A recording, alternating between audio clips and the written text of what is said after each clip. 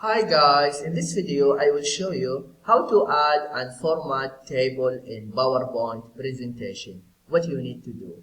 But before that, if you find this video is helpful, please subscribe to my channel and give a like. Okay, how to add and format table in PowerPoint presentation. First, just select your slide. After that, click Insert and then click on Table. After that, click Insert Table. Now choose how many columns and rows you want. Okay, for example, here you see number of columns 5.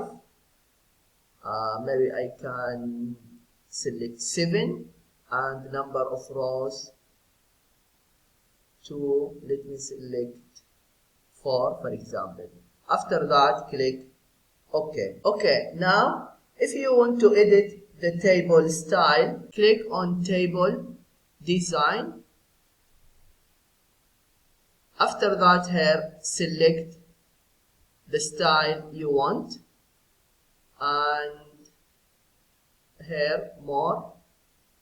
Yeah, here you have more styles.